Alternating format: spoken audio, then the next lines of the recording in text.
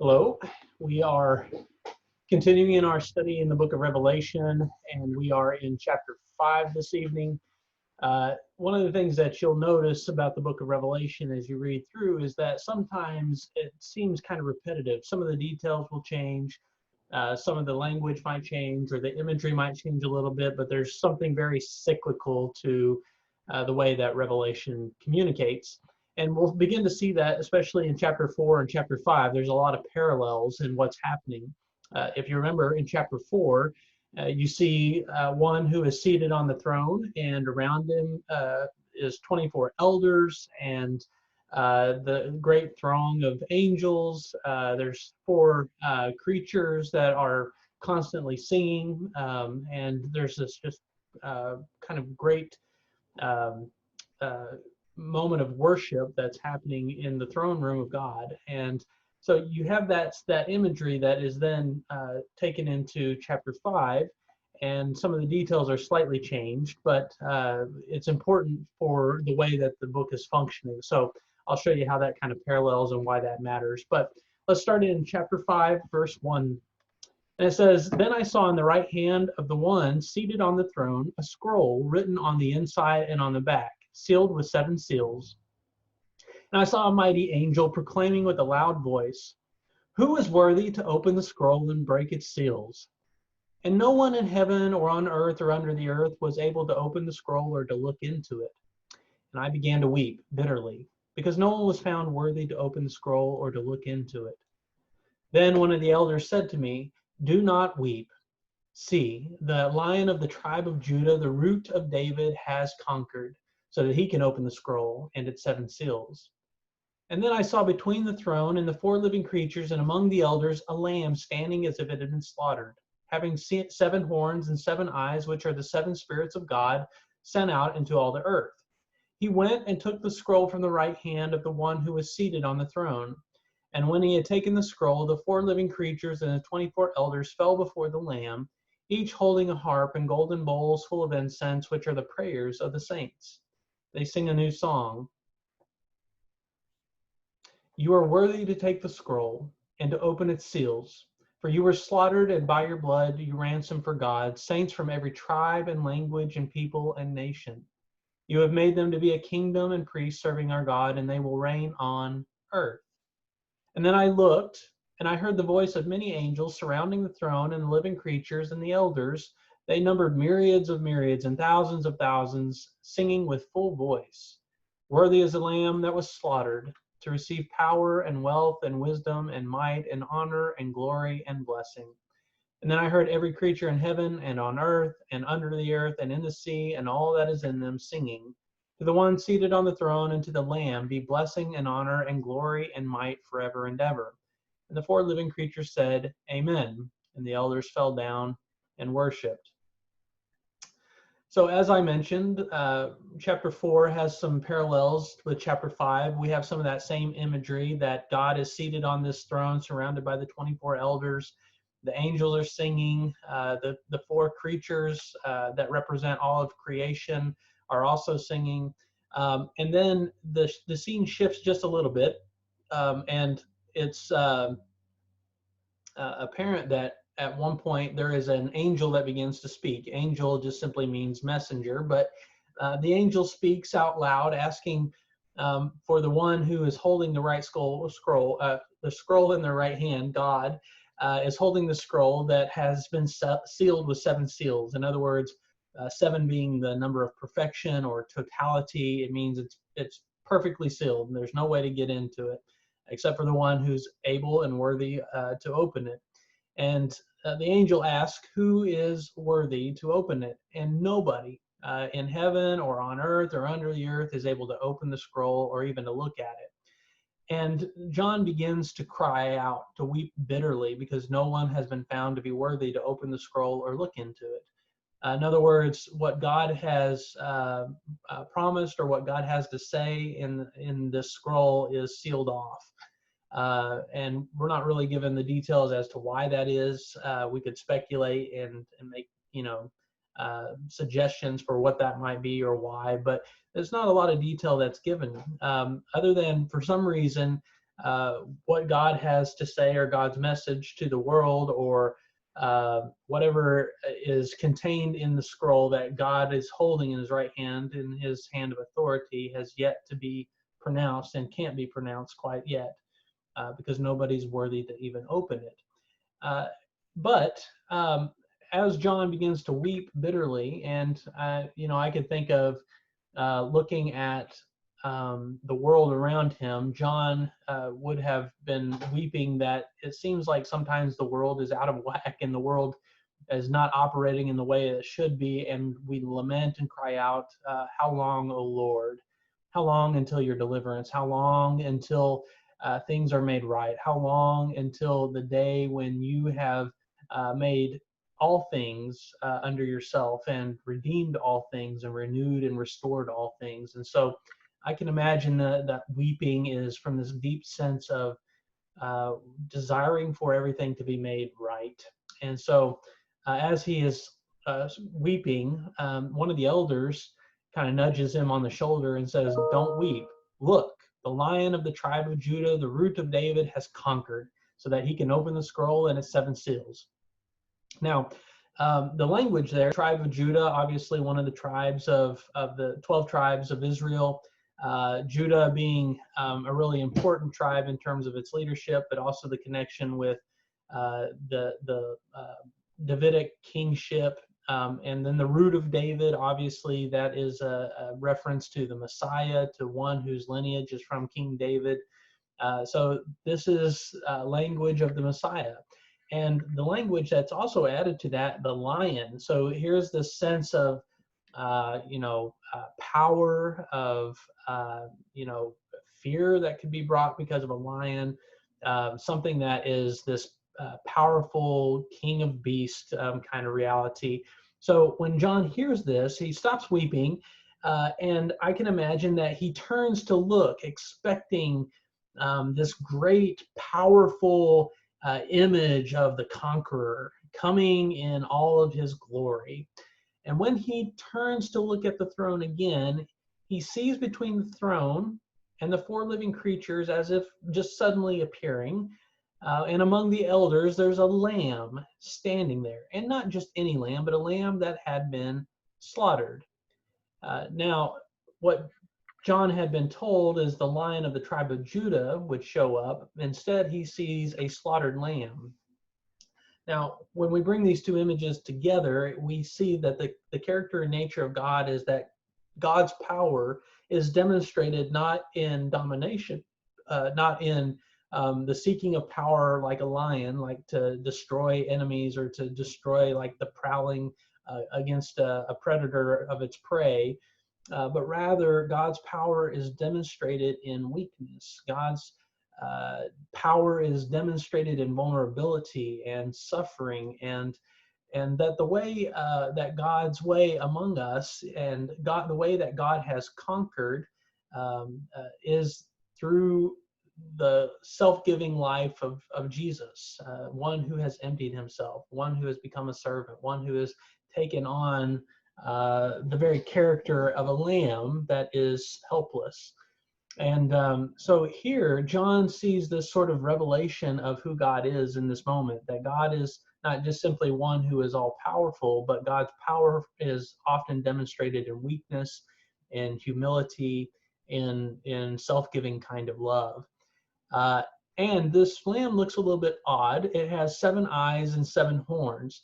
Now, John's not literally saying that there's going to be a lamb with 7 eyes and 7 horns in heaven. What it's talking about is a very kind of peculiar imagery. 7, again, meaning whole or total, or perfect.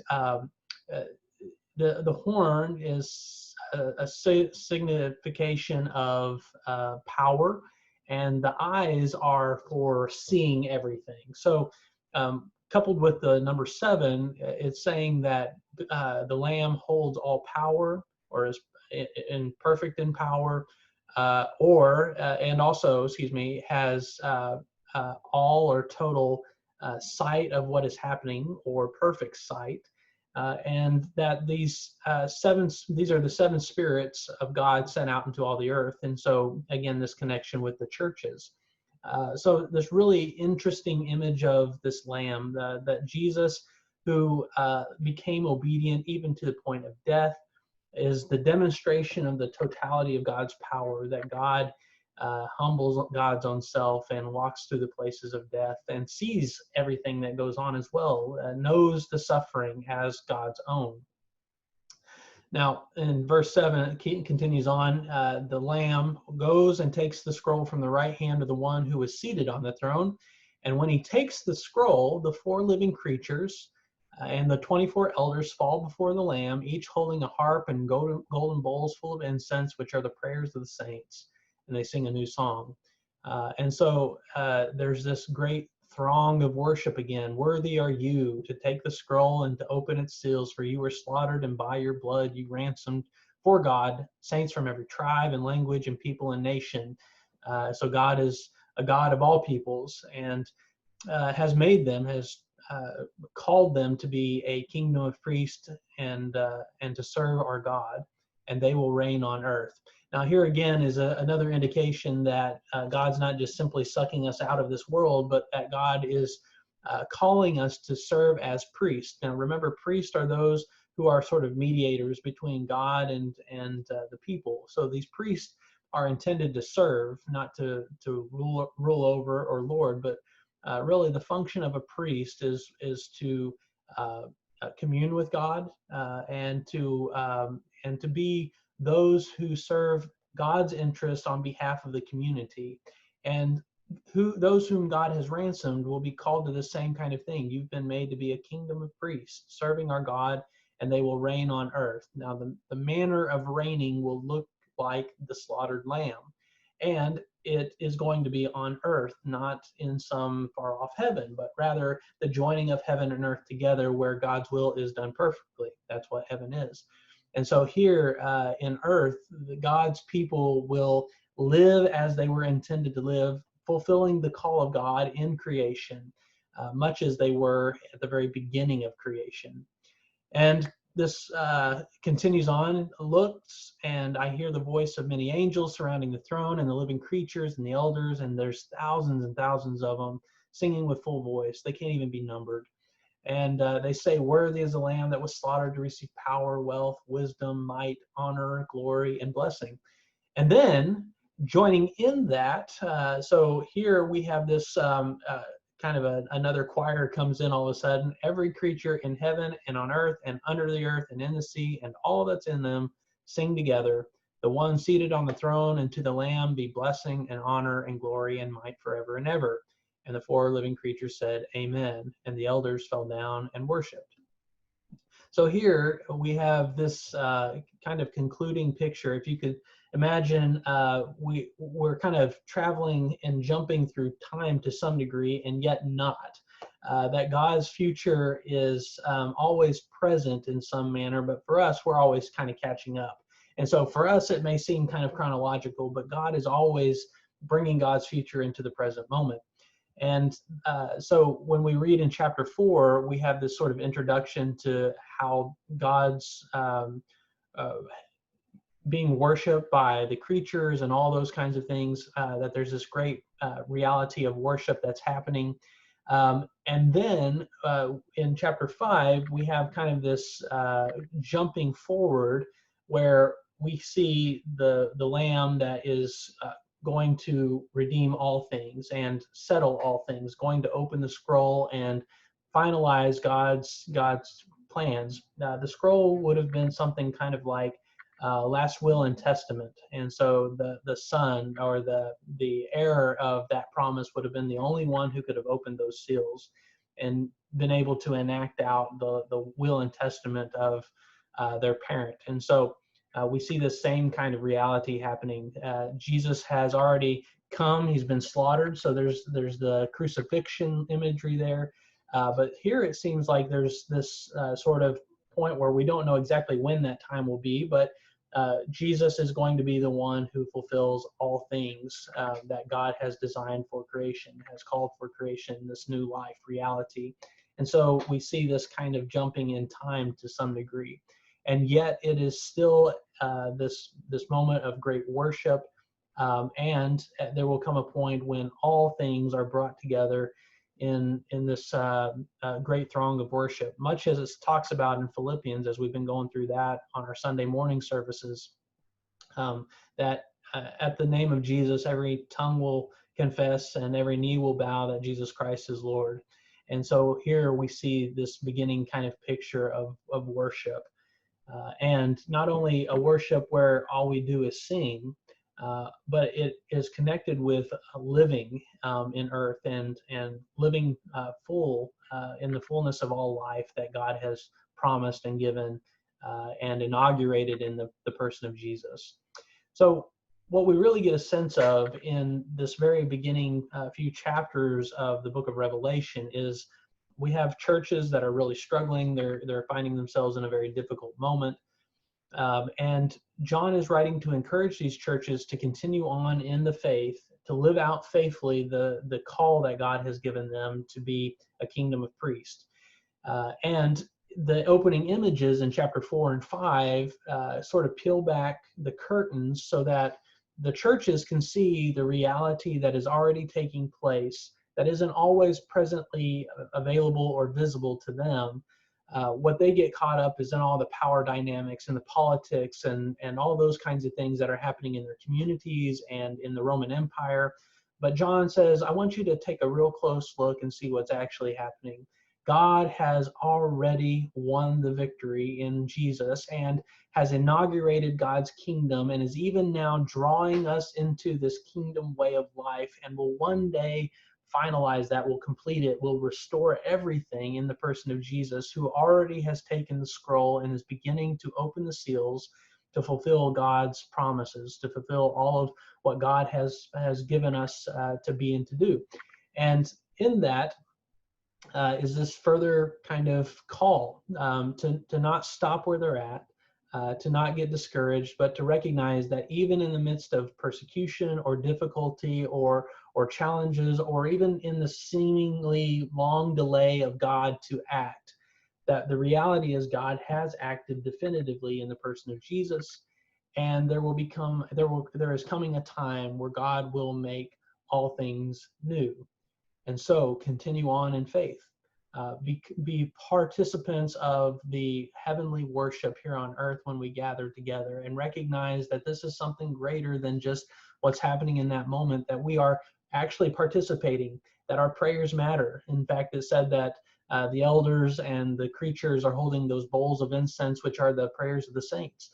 And before God in worship is the prayers that we have given to God and that we continue to call out, and that God has taken note of those kinds of things. They are before God, who sees all and has all power and will continue to act in behalf of the world for its redemption.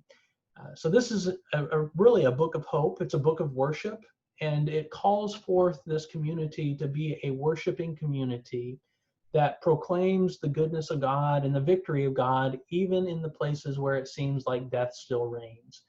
And this is a good thing for us to remember as we continue on in our worship, in our daily lives, and as we continue to live out together what it means to be the church, serving a God who has already won the victory in Jesus, in his death and resurrection, and soon in his coming again to make all things new.